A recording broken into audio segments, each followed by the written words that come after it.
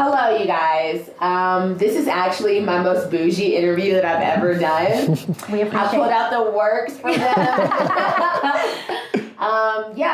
Since I have a couple, we can't really squeeze in. The Airbnb is not really situated like that. So I was like, you know what? I'm going to go ahead and get 2 cameras and do it that way so that we can give you the best of the best that you guys deserve. Yeah. Right. Exactly. Exactly. So go. Who are you guys? Introduce yourselves, please. I'm Afiya. I'm Nathan. Yeah, we moved to Nairobi in September. Yeah. In September. Yeah. Where are you guys coming from? From London, the UK. Yeah. Awesome. So were you guys both born in London? Born and raised. Yeah, all our family live there. So give me your ethnic backgrounds. Okay, cool. So my dad was actually born in Kenya, in Nairobi, and then moved to the UK when he was 10. But he's Indian, so he's Kenyan Indian. So all his family were born in India, and then they came here to work. And then my mum is from Trinidad. She was born in England though, when the Windrush generation came. My grandparents came over, had my mum, and then that's me. So I'm just like a very British person. I love that. Little empire baby. I love that for you. Yeah. And you? So I've got maybe a similar but a different background. My mum is Jamaican. Grandparents came to the UK from Jamaica during the Windrush, so late 50s. And my dad is Ugandan, but he came to the UK sort of around the 80s to study, met my mum, then had me. So I love that. Similar but different story, I guess. So when you guys have babies, it's going to be like a crazy. I'm Ugandan, Kenyan Indian, Trinidadian, Jamaican. Okay, that's really nice. Yeah. So what was life like in the UK for you guys? Because the UK, the US, this is like the pinnacle that a lot of people are trying to reach. It's true. So it's like when we leave, it's just like, why? Yeah. So what was life like in the UK? What were you guys doing professionally? Yeah, so I'm a tax advisor. Worked for some of the largest multinationals for 10 years before coming, I guess, to Kenya. I've done that. Ever since leaving university. What about you? I did a physics degree and then I became a science teacher. I taught in a few different schools in London.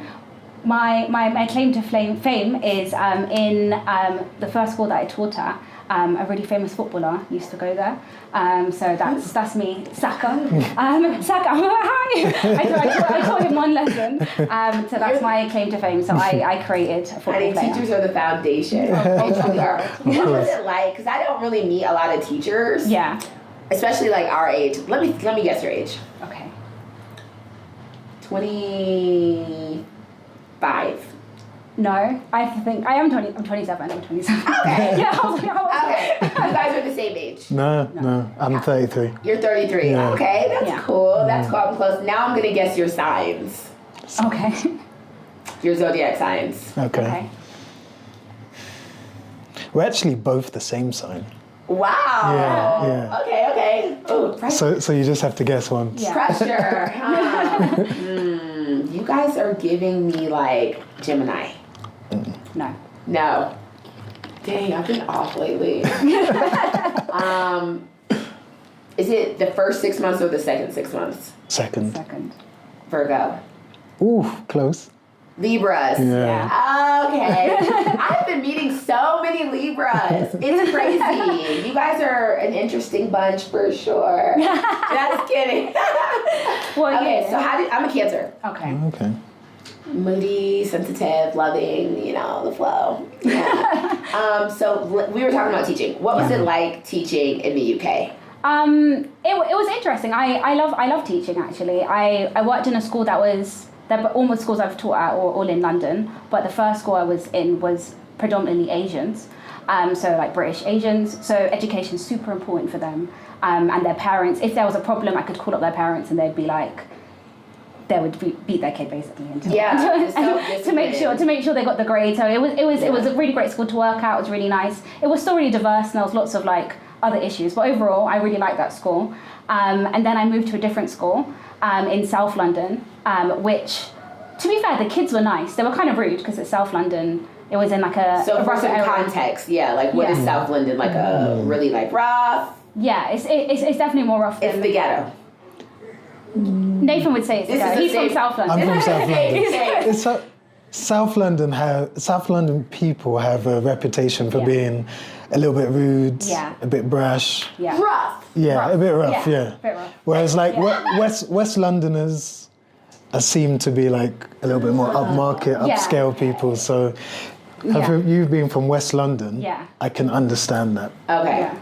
Was that a transition for you? It wasn't a big The reason why I went to South London was to teach more black kids because I wanted to be a science teacher to help more black kids love science. I feel like I love that for you. Yeah, I love that for me too, Black people need to get into STEM. Yeah. Exactly. You know, it is so boring though.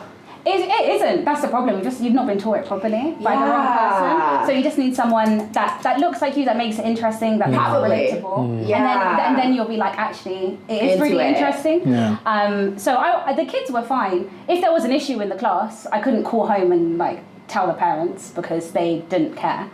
Yeah. But which is fine. It was more the school system. That school, and it was a problem with lots of the black areas in London. They've changed the education system to have academies, and I wasn't 100% into it. Yeah. It wasn't the environment I wanted to be in. It was very overworked, underpaid. That's the American story. Yeah. Teachers. Oh my God. Yeah. So basically, they're trying to Americanize the system, and I wasn't a big fan. That's sad. So then, it wasn't for me. Being a teacher when we're young is hard. Yeah, it's true. Yeah. Yeah, when I like became an NQT, like a newly qualified teacher. Yeah. My first parents' evening, parents sat me down and was like, my kid, she won't do her homework. Like they're really bad. Like they're up until the middle of the night, like playing PlayStation. What do I do? And I was like, Girl, I don't got no kids. I have no idea. So yeah, it's really interesting how much how much responsibility people put on you. Yeah. Being a teacher, they think that you're like co-parents. And you have your life together. And I was like, I'm a child. I don't know what I'm doing. I have to say this. I am a teacher. I am not a co-parent. Yeah. Like this is your child. Like, I don't know what's going on here. It's crazy. Did you think you were going to be a teacher when you were getting your degree in physics? No, I wanted to go into finance to make all the money back that I had to borrow for the degree. Oh. Yeah. But I thought in Britain they pay for like a lot of you guys' university. It's definitely cheaper than America, but it was still a lot of money. And I was the second year for it to go up, so it's gone up. It was 3,000, and then it went up to pounds. £3,000. And then it went up to 9,000. And it was that's a big job. Exactly. And I was the second year, so people who were in like the third year of uni were paying 3,000. I was paying 9,000, so I felt robbed. Yeah, so then I was like, I'm going to make all my money back. I'm going to go work in the city. And then my friend was an accountant and worked in the city. I went out to drinks for her a few times, and I just hated the environment. Like it was just very white man, and I was like, it's not for me. It's stiff. Yeah. It's giving stiff. So then you start teaching physics. Yeah. How did you guys meet? How do we meet? Oh, actually, so when was it? Summer? Yeah. For me, it was just after I 2000 finished my degree. 2017? 16. We were just in a club. I saw a lovely young lady across the way, scrolled over, and just said, "Hey, I like your hair. I like your hair. That's what he said. I said, I like your hair. You got nice hair." And well, for me, it was a slightly different story. I was at the bar waiting to buy a drink, and then he came up to me and was like, your hair looks nice. And I was like, oh my gosh. I didn't say it like Creep that. alert! I did not say it like that. I said you have nice hair. It's true, okay, you did say you have nice hair, but at that time I just got my physics degree. I thought I made it in life. I was like, I'm too bougie for anything. Totally. So I didn't say like, oh, thank you or anything. I was just like, what do you do? No, you What's did. your job? You said thank you. Then you said, what do you do? What do you do? And then he was like, I'm a tax advisor. And I was like, oh, okay. Then it's like, sounds about right. Yeah, I was like, okay, I can support that. You said taxi driver. You're like, taxi driver? And then he said taxi advisor. Yeah, taxi driver and taxi If you advisor. would have said taxi driver, would you guys be sitting here? No, definitely not. And then and then he asked my number, so I gave it. I wrote it in, but I wrote in a different name. I didn't write my actual name. You got to play it safe. Yeah, exactly. Yeah, you can't give out too much too early. Take Exactly, it slow. yeah. Yeah, that's really But sweet. I didn't tell him my real name until like months later. Oh my God. It was like our first date. Okay. And then he was calling me the wrong name the whole time. And What then was like the halfway fake through, name? Aaliyah. So it's almost the same thing, yeah. It's close. Yeah. It's close, but he kept saying it, and I didn't really pick up on it. I was like, oh wait, why do you keep calling me Aaliyah? And then I remembered. Oh. Yeah. You thought it was like a cute pet name. Yeah, no, Oh, wow. Fake name I gave you. yeah, I was just like, do I need to correct you now?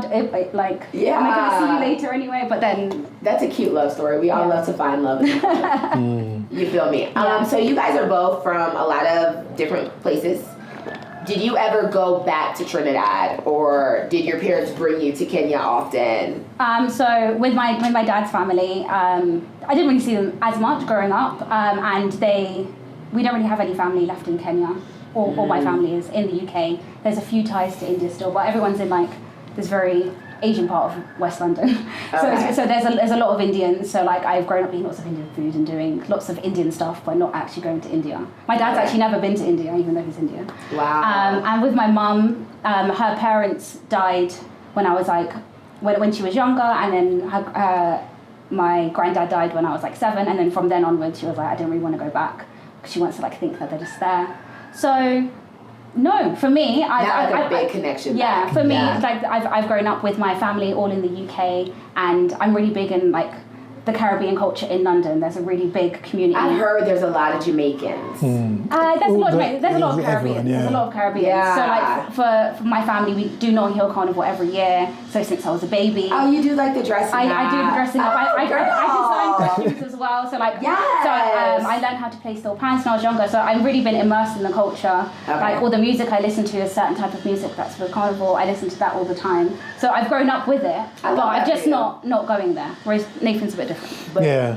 Yeah, share your story, please. So I'm probably completely opposite. Probably since I was about one year old. I spent loads of summers in Jamaica and Uganda. I even lived in Jamaica for 3 years between the ages of like 13 and 16. All right, you guys. The setup didn't work out that well. So we're back to our original interview style, shoulder to shoulder up in here. Keep going. So you were talking about how you went to Jamaica off the bad boy tip. Yeah. What were you doing in Britain that made your parents send your black ass back to Jamaica? So I think the issues that I had, many young black boys in the UK and I'm sure the US have similar issues, where, you know, you grow up even in a good family, but I guess society views you in a certain way, teachers kind of view you in a certain way, and you want to play up to that. So I was just getting in trouble, like trouble with police, trouble with the teachers in school. I think I got into a fight. Well, I got into quite a few fights, but then like the last fight was the last straw for the school. And they were like, yeah, if you don't leave, we're going to kick you out. And so my mum kind of made the decision. She actually gave me a choice, to be fair. She said, either you go to a private school or you go to Jamaica. And I was like, Jamaica? Yeah, that sounds great. Like every summer I went there, it was brilliant. I loved the beaches. I loved to chill with my family. The vibe's completely different in Jamaica from London. So I was like, yeah, this is going to be great. Went to Jamaica, ended up in school, and just really like switched things around completely. Just because I guess the culture there, and this is probably surprising for some people, but people really admire excellence, especially in school. And for a young kid, like if you're doing well in school, people are like, oh yeah, that's great, well done. Almost being a nerd is cool. Whereas in the UK, it's like the opposite. Yeah. If you're a nerd, you're not cool. So yeah, completely switched things around for me and ended up doing really well in school. Whereas, although I was always smart, always was like one of the best kids in class, I just wasn't performing and I was just getting in trouble. Whereas in Jamaica, I was like excelling and it was completely different. So yeah. So that ended up being like something really positive. Yeah. What made you not want to just like stay in Jamaica? I did want to stay, but then my mom was like, no, you need to come home. This was like when I was transitioning to college. So in the UK, we've got like secondary school, then college, then university. Whereas like, I think in the States, you got like school and then college, so. We call like some universities, we interchangeably say they're colleges. Okay. So like I've heard that like college is like a lower value type thing. Yeah, or younger people, so like 16 Yeah. to 18-year-olds, or if you're older, it's like a more of a trade. Yeah, it's like the step before university. Yeah. So we just mix it. Like some colleges are colleges, some are like technically Harvard was a college for a long time until they changed the name to university. But yeah. So what made y'all get together? How long have y'all been together before you're like, let's just move? 5 years? 5 years. Yeah, like 5 years, maybe. Wow. Yeah, So it's coming up to 6, is that right? I think so. Yeah. Yeah. Love is a beautiful thing. Love is a really beautiful thing. What made you guys decide to leave UK? It was lockdown number 2. So like the first lockdown, we didn't live together. I still lived at home, and so did Nathan. So that was difficult. We were far apart. But then after the second lockdown, we were like, okay, cool, let's move in together. That's when I moved to South London. We moved together, and it was the lockdown. In the school that I was in, my plan was to be a head teacher by 30. So I went in like all in. I was like second in charge of science. My plan was to be the head of science and like progress really quickly. And the job came up for the head of science, and I realized I hated it. Like I really didn't like the school. I didn't like it. And then we were teaching online at home. I was teaching online at home, and I was like, I actually like this. This is nice. I had a great time. Like the second lockdown, we had so much fun. Yeah. And then we were like, do we like England? Like if we're going to be trapped in a house, do we have to be here? You have to be here. Yeah. What were some things that you guys did together during COVID? Like at home? Like you're saying like, oh my God, it was so fun. Like what did you guys do? We went on walks. We would like exercise in the morning, did work, and then we could eat dinner. Like it was just normal life. Like the quality time. Yeah. Quality time. Being able to like sit still with each other. Yeah. So then you're like, oh, like I don't know if I like London. We can just go somewhere else. Why Africa? Yeah. Now I don't actually know how it got here, but I think some things that we were thinking about is that I guess during COVID you couldn't go on holiday. We loved holidays. Yeah. Like the year before we probably went on like 4 or 5 holidays. The year before that similar. So we knew we loved to travel. Yeah. We knew we loved warm weather, beaches, etc. I think at some point we felt like the cost of living was so high in the UK, and we're just like, there must be somewhere else that we can go, that we can lower our costs, and we can also get like nice weather, beaches close by, fresh, warm, like good fruits and all that good stuff. So I think it was just over time we were thinking about different places. We were thinking about Ghana as well. Yeah. What drew you to Ghana? Because that's where everyone goes. Yeah, it was like the year of return. Yeah. We're Caribbean, so like we're like, oh, of course. Everyone else Yeah, goes yeah, to yeah, Ghana. Yeah. And then we were thinking the Caribbean, but then lockdown's pretty intense there, and we feel like there's a bit less opportunities, and would it actually be cheaper? There's quite a lot of money in certain areas. It's expensive in the Caribbean. Yeah. Jamaica's not really that cheap. No, it's not. Yeah. It's not. So what made you like not choose Ghana? What made us not choose Ghana? I think it was East Africa. We did lots of research. We decided we both quit our jobs. And then we were like, okay, cool, we need to come up with a real plan. We then did loads of research. We were always drawn to East Africa because like my dad was born in Nairobi, so I knew like there'd be a few people. There was like Indians here, so I could get some Indian food, and there might be a few people that kind of look like me. So for me, that's quite important. The familiarity. Yeah. And Nathan's dad's in Uganda, and so his siblings. So I was like, it'll be nice to be near them if we're in West Africa. Yeah, we don't know anybody there. It's right next door. Yeah, that's true. That's very true. Why didn't you guys choose Uganda? Yeah, Nathan's dad is upset about that. For me, I mean, Kenya's like the, I guess, economic hub for the region. So there's just a little bit more, not only just opportunities, but it's an easier move. Like transition. Like London to Nairobi than like London to Kampala. Just because there's like more creature comforts, like things that we're used to in the UK, there's a little bit more of it here. So I guess that kind of tipped us towards Nairobi. So you quit your jobs. Like, what was the reaction to that? Because my mom would be like, "You're crazy, girl. Shut up." Like literally, what was that like for you guys? Yeah, it was basically that. And I was like, "Are you sure? Like, what are you doing? Why are you doing that?" But because we're very kind of headstrong, we were like, "This is what we're doing, by the way. like this is the date. Like get with it or get lost. Yeah. Yeah, so what preparations did you guys, what are some things that you would suggest, like people who are like, I want to take this step and leave the UK, like what are some things that you guys had to do to kind of put yourself into place? How did you prepare, like mentally, financially? Honestly, I think we're probably the worst example of how to do it, because our preparation was almost nothing. Yeah. We had no job, we had no work permit, no visa, nothing.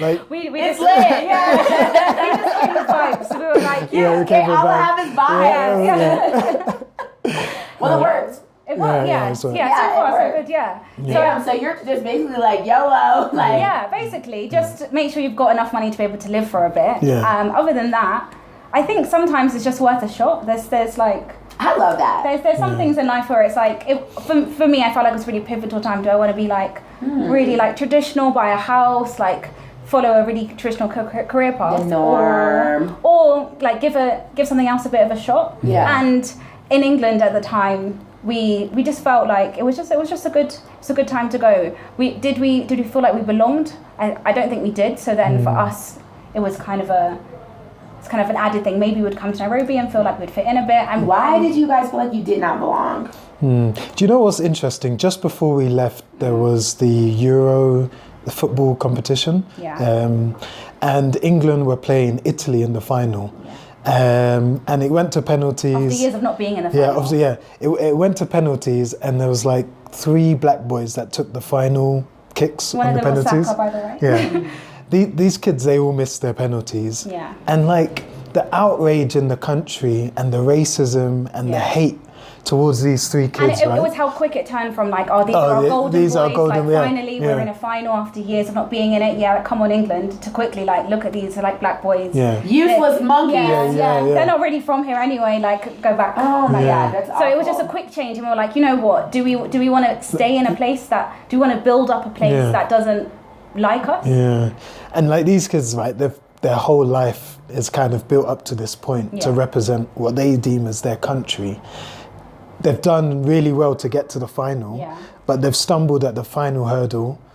It could happen to anyone, but instead of the country kind of getting behind them, instantly, they're shit. And we all knew it. Like Yeah. everyone that was black that watched it and saw those lovely black boys go up for the penalties. We knew straight away. We were like, they shouldn't have done that. Yeah. And it sounds like small and trivial, right? But like actually, for the whole course of your life, you're like, do you know what?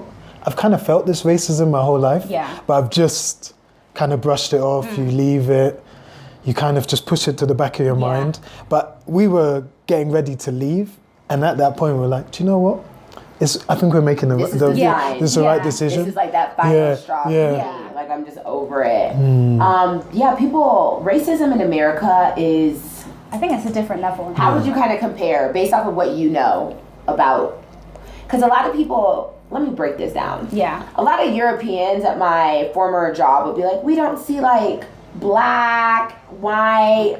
Europeans are more like nationalist based or like things like that. Like I'm not black, I'm French and I just so happen to be black. That type of thing with more like passive racism versus like America, which is kind of more overtly, aggressively racist. Yeah, in the UK it's more kind of within the institutions, within kind of the places that you're able to be put into. It's less someone coming up to you and like calling you a nigger.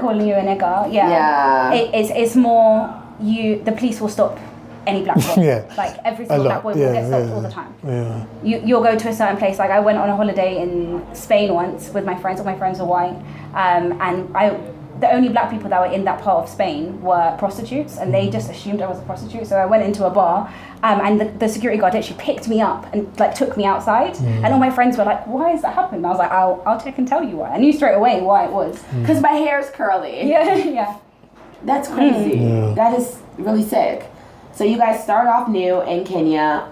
Where did you guys? What was like your plan? Like, well, first of all, I'm saying when you got here, like. We'll Airbnb, we'll stay here, but I have another question really quick. You guys got here, how did you choose what neighborhood you wanted to live in? Yeah. Again, it was Airbnb. Yeah, Airbnb. We were in West Nairobi first, or Nairobi Yeah. West first. Yeah, for like a week. But we only stayed there because we thought we had to quarantine. Well, we were supposed to quarantine for like 10 days or 7 days, whatever it was. From the UK, and the UK had some rules Against Kenya. So Kenya just said, when you come here, you have to quarantine. So we were in Nairobi West for a week. Then we stayed in, was it Kilimani? I think Lavington? officially it said Lavington. Lavington. Okay. Yeah. For a month. Just because it looked nice. Yeah. It's a vibe. Yeah, we were like, it looks nice. And then I have a friend from university who was Kenyan, and it turns out he actually lived like 10 minutes away from where our Airbnb was. So then we've met up, and they're like now our really good friends. Yeah. So it's been really handy for us. Like quickly, we kind of got a group of people to go out with and do things with. So what's the day that you guys like? What time frame are we working with? How long have you been here? We came in September, beginning of September. So we kind of got here at the same time. I got here at the end of July. Yeah. Yeah. So you guys have an apartment now, though? Yeah. Yes. Like a permanent, semi-permanent, like 1 year contract kind of thing. Okay. Yeah. That's cool. And you like your apartment? Yeah, it's gregreat. It's much nicer than What area are you guys in? We actually stayed in the same area, so we're still like near Lavington. Lavington-ish, Junction-ish area. Yeah. That's really awesome. I love that for you guys. So tell me, what have you done here that has just been different from your lifestyle in UK? Like, what is bringing you guys happiness here? Do you know what? For me, it's just how cheap everything is. I mean, like, we can spend like $600-700 a month or $800 a month on rent. The same place in the UK would be like $2,500 easily. We can have like a cleaner, we can have people to help us do certain things. And so for me, it's just the increase in quality of life and at the same time, lowering your cost of living. For me, that's like brilliant for me. That's what I enjoy the most, personally. I don't know about you, Afiya. I think initially we went out a lot more. Like there's a lot more freedom than there was kind of in the UK at the time. There was a lot more freedom here. We went out loads, even though it was curfew. We went out a lot more. Like it was fun, and then I didn't realize how fun Nairobi is as a city. Nairobi is too lit. So like you can go on a Wednesday and there's party every day. Any day you can go out any day. Where do y'all go? My favorite was what's it called? Gemini? Is it called Gemini? I love Gemini. I'm in Gemini all the time. I love Gemini. I love Gemini. Gemini lit. Gemini's full of a lot of foreigners. Is it? Alchemist? Alchemist? Okay, that's not really my vibe. Gecko? Probably. But Gecko's more like a chilled... I've never been to Gecko. Bar Next Door. Bar Next Door, Bar Next Door. Yeah. Bar Next Door is my vibe sometimes. So y'all are out. Yeah. Y'all are having fun. Yeah. How have you guys made friends here? So I know you had like your friend from university, but how have you guys done with like connecting? Again, we're actually rubbish. We've really it's been friends with friends from going out because he goes out quite a lot. So then obviously he's Kenyan, so he has lots of friends from here. So we've gone out quite a bit. Yeah, kind with of built a network. It was more like through association. Friend of a friend. I love that for you guys. And everyone's so friendly here. So like when we meet people, they're always like... You can really pull up anywhere and make a friend. Yeah, you can. And people love foreigners here. Yeah. Really especially because we're from England. They're like, why are you here? Like, that's the big question. Like, what are you doing here? Because I think most people selling crack. Do you want to buy some?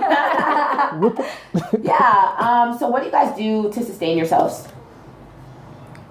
So. Okay, I'll start. I teach lessons online, so I tutor students in the UK. At the moment, that's really what I'm doing. Our plan is to start a business here. It's just quite a slow process to get everything through. What is making it slow? Work permits? Work permits is the main thing. It takes a long time to be able to get a work permit. It took a while to be able to get the right documents to be able to register the company. So that at the moment that's what we're doing. We're kind of like digital nomads. Is the thing that we're working with, trying to be able to make money and still be able to travel while working remotely. That's the dream for us. That's the dream for everybody. That's what I just want to call them. I'm a digital nomad, but I'm unemployed. I just am doing YouTube. I don't know. What do you do? Yes, similar in some ways. I kind of do like I've got like a role with a prop tech startup where I just do like freelancing work for them, kind of like an operations manager, I guess, but doing like finance support, HR, and that sort of thing. And then I'm doing some other freelance roles with payroll, but just broadly in finance, where people just pay me by the hour, and I can work from anywhere, and it's not a long-term contract. Which is nice for me. It kind of ticks all my boxes. Just touching on Afiya's point in terms of not being able to start a business. I'm a UK national, but also a Ugandan national. So some of the earlier months, I was like getting my Ugandan papers because it's easier to operate a business as a Ugandan here in Kenya than it is as a they UK. They feel more of a brother. Let me help you. And legislation. And like, there's no fees for like getting work permits, getting like. Because it's all part of the East African Union. So it was well worth me like taking the time to get my papers so that I could just be a Ugandan in Kenya as opposed to a UK person. Yeah. Is Kenyan citizenship the goal for you guys? I think for me. For Afiya, Yeah. I feel like I should be able to get it. So my great granddad was here, my granddad was here, and my dad's all been here. It's just been a bit difficult trying to get the right paperwork to be able to get that. Yeah. Through descent, so it might have to be through like being here for 7 years. I'm not sure yet. What is the business that you guys are trying to open? Yeah, so we're really passionate about young people in Kenya, Uganda, Tanzania, I guess East Africa generally. And we feel that, you know, as like technology advances, internet, etc., it's going to open up loads of opportunities. And we're trying to create a marketplace for young people here in East Africa to not only showcase their skills, but to get, I guess, employment or work via a marketplace for people that want to employ them in the West, essentially. I guess the cost of employing someone in the West is really high. It's a lot lower here. There's a lot of people that are looking for work here versus, you know, in the West they're not really, obviously they're looking for opportunities, but not the same hunger or I guess drive.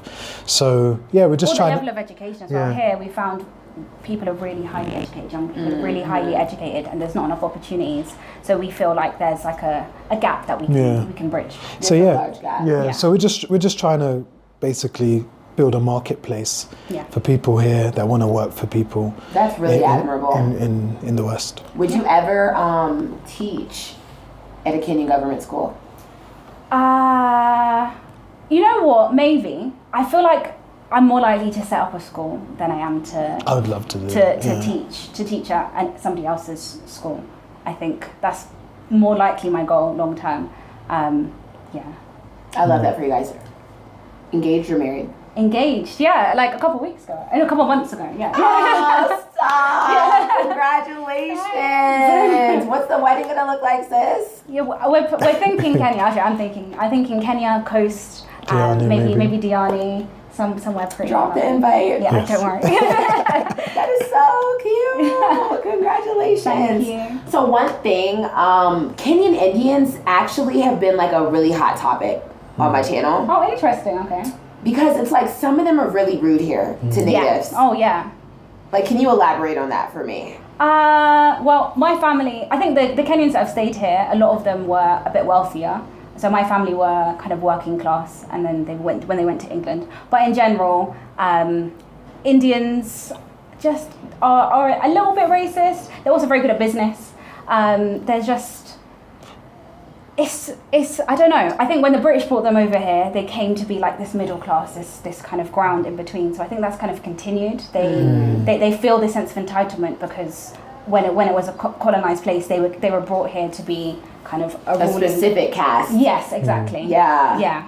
And it's also the same in India. They are very like there's a very clear caste system, and they view people with darker skin as being lower down on that. It's very clear. Would you be considered a dark Indian?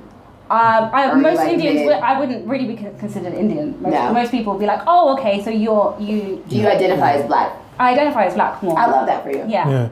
Can I just add, like, I feel like Indians, I don't know what the difference is in Kenya, but I just feel like they're just being themselves, and they're like really business savvy. Yeah. And they always want the best outcome for themselves. Yeah, and the community. And I feel like Kenyans are maybe a little bit more polite And so that difference in like culture can often probably come across as these people are really mean and, I don't know, attacking. They don't really intermarry. They don't at all. No, they don't. But that's the same. That's the same everywhere they go. Yeah. Yeah. Okay. Yeah. So I don't know if that's I'm a rare person to exist. Yeah. Yeah, I was gonna say, so how did that work with your dad? Your mom must have been fine, girl. Yeah. So your Indian family are they like accepting and arms opening of him? I've not really grown up with them very much. I was born and raised. I was raised by my mum mainly. But I have contact with them, and they've met Nathan. But I think I view myself as more black. That's how I've been raised. That's the community that kind of accept me more. I love that for you. Yeah. Yeah, I really do. Where have you guys been in otherwise Nairobi and Kenya? Yeah, we've been rubbish. We haven't. We've been to the coast Y'all once. get out. Yeah, we do. Yeah, we've literally just been to the coast and that's it. I've gone back to the UK quite a few times. Like every 3 months I've gone back to see my family. All my cousins have just had babies, so I want to see them grow up. So a lot of our money's been spent on sending me back to England. Do you guys plan on having your children in Kenya? We've had the discussion. I think up until a certain age. What does that discussion look like? Up until like our kids are a certain age, probably. Just in the UK, healthcare is really expensive. Whereas here, you could get someone to help you, and you could still be able to like spend time with your kids a lot more. But yeah, I'm not sure. At the moment, we're just a bit more like We're a bit nomadic. So Kenya's not. Y'all are not married to Nairobi at this point. Like you're not. There could be another stop. Like, would you ever move to South Africa or do you guys feel like you're pretty rooted here for the most part? I feel like I like Nairobi as a base, but I'm willing to. I want to travel. I want to see. I want to see the world. I want to see everything. I love that. Yeah. Have you gone to America? Yeah. Yeah, we went to Where? Miami. And that was fun. And Nathan's been loads. I've been Miami like maybe 3 times. Miami's so New York. You don't like Miami? I do not like Miami. What's wrong with Miami? For people who have not been to America, I just feel like it doesn't really give American as much as like New York or like. I've been to New York maybe 4 times. To be fair, I preferred Miami. Really? But I think it's because I like the warm weather. Yeah, there's a beautiful beach. The culture isn't there for me though. I think But nobody what about the spoke South English. American? No one spoke There's a big English. South American influence. Well, that's what I'm saying. Okay, and like Caribbean influence. So for us, it was nice. It was It like felt natural. Yeah. Kind of. I can feel that. I felt like I was in Jamaica sometimes, just a wealthy Jamaica. Yeah. If Jamaica was wealthy, that would look like Miami. Miami. Yeah, Miami's definitely a vibe for sure. So you guys are like a YouTube couple. Yeah. That's so cute. Stop. How did that start? Well, we decided to come to Nairobi and thought... You started when you got here. Well, we started it because we were moving to Nairobi, So instead of explaining to all of our friends and family every time why we were moving, we made a video. And then we're like, just check the channel. Yeah, girl. she goes, here's the link, I'm moving. Yeah, just so then they'll watch it and be like, oh, okay, I get what you're saying. And then we were like, well, we're here now, we might as well share what we're doing here. Yeah. So yeah, that's why we have the channel, just because. How have you personally grown from this experience? Tell me like 2 things that you have come into positively. I'll let you start. I think it's often difficult to do certain things in Kenya and Uganda, I found as well, just in terms of processes, work permits, documents, these sorts of things. And just kind of an acceptance. One, that it will be a challenge, but then also learning how to navigate those challenges, like coming up with creative ways of like avoiding barriers that people put up, either real or not real. Maybe they want you to give them some money, It's just about kind of fortitude, like strength. This is what I want to achieve. Yeah. And regardless of how someone's going to either put up a barrier or a barrier, just the system's slow, I'm going to get around it and I won't be stopped. So I'd say fortitude, yeah. I love that for you. Cool. What would I say? Probably resilience, like figuring out how to navigate being in a country that's brand new, that they don't know anybody, and still keep in contact with your friends and family and still maintaining kind of relationships that way, figuring out what you want to do in terms of work and like how we can sustain ourselves. Yeah. There's been lots of kind of trial and Lessons, error yeah. and lessons that have been learned. But it's been fun. It's nice to have a different experience. It's nice to be a bit different. Yeah, traveling's an education, right? Yeah. No matter where you go, where you are, there's something that you can learn from everyone. And I feel like when you go to a completely different place, there's even more to learn. Yeah. And it's just a real education, and I've just learned so much. Yeah. I think you guys are lucky to have each other. Yeah. Because a lot of people, like, they're here by themselves, and it makes it really challenging, but you guys kind of came as a unit. Yeah. So it kind of keeps it, knock on wood, this is just a crazy question, but it's like, say you guys were to like, oh my God, take a break or like break up, would you still stay? Like, did you come together to be together, or kind of like you both kind of wanted the same thing? Do you get what I'm saying? Yeah, I don't know if I would stay. I feel like I would... That's actually really romantic. Yeah. Is it? I think I wouldn't stay. Like, well, no, just like, oh, if he's not here, I don't know, maybe not. Like, Yeah. you're in it together. Yeah. Yeah, for me anyway. In the would you process stay? together. I'm not sure. I don't know if I'd go back to the UK. But I'm not sure if I'd stay either. London is like ghetto when it comes to size and quality of life. Yeah. Yeah. Like, even my Airbnb was so expensive, and it was a closet. Yeah. Yeah. Literally, I cannot live like that. It was crazy. Yeah. So I definitely feel the vibe. My friends, everyone's just like, oh my God, like, I'm living through you. But most of them would never really come to Africa. Yeah. Yeah, most people do think we're crazy. Yeah. I feel like if you don't have like a connection, like you have your dad who was born here, Yeah. or you have like your dad who's in Uganda, most people, if they don't have that direct connection, are actually kind of afraid to like just take the plunge and move. No. I feel like for the most part. So I love the fact that you guys have a YouTube channel. People who leave their homes and move to a different continent without having a life, a big family base, we're like really a rare breed of people. Yeah. That's why I love to like watch, record, because it's really like actually wild as hell when you think about it. It is. Yeah. Like every now and again, we're like, we're here. Like, can we? Like, I wake up and I'm like, yo, you're really living in Africa right now. Like, this is wild as hell. Good morning. Yeah. Like, it's really wild.